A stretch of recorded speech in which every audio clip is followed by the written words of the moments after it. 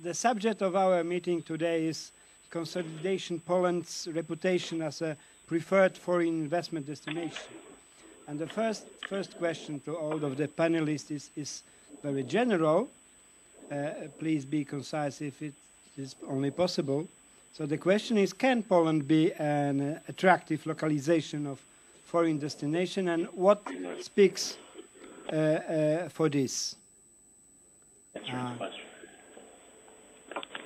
Could you repeat the question? I'm sorry.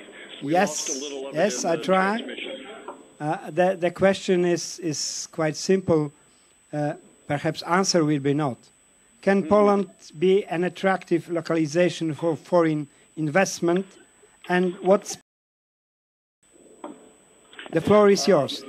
Yes, first of all, it's a pleasure to be here today.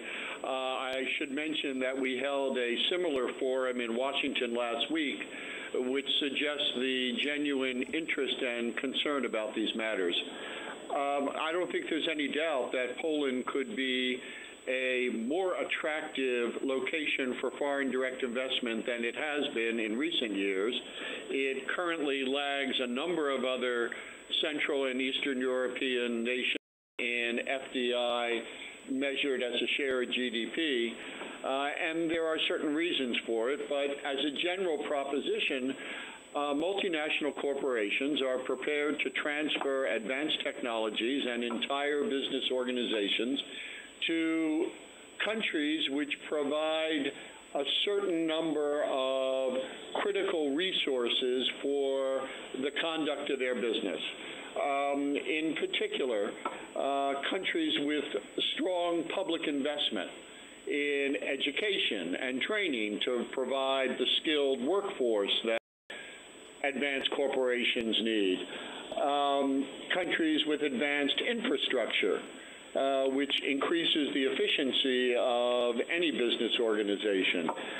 In this context, telecommunications infrastructure has become increasingly important because this is the medium by which multinational corporations can integrate the operations of their facilities in Poland with their global networks.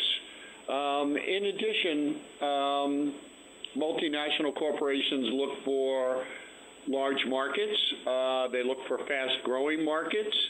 They look sometimes for certain natural resources, though that's really not particularly relevant in Europe.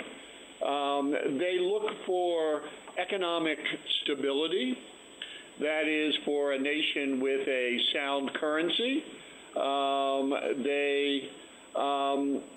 They look in general for political stability. Political stability has become increasingly important. We can see why as we look around the world today, why it's so important, but not simply political stability in the sense of an orderly between heads of government, but more generally, a country in which the rule of law is enforced, in which property rights are respected, and that certainly includes intellectual property rights, and in which there is a minimum of government corruption. Corruption undermines the fundamentals of markets and instead substitutes a political favoritism for economic advantage. And countries which cannot provide multinational corporations with confidence that their contracts will be respected, that they can compete effectively on the basis of their economic strengths, can look elsewhere. The last thing to remember is that multinational companies have many, many choices about where to locate their foreign direct investment. And in particular, as we look in Europe, there are many alternatives. And so there is, in effect, a competition. And in this respect, Poland is doing middling well. They're not doing badly, but they're Poland has not achieved its potential as a location for foreign direct investment, and part of the reason has to do with infrastructure. Polish infrastructure spending as a share of GDP has lagged that of a number of other Central and Eastern European countries. There have been some issues about contracts.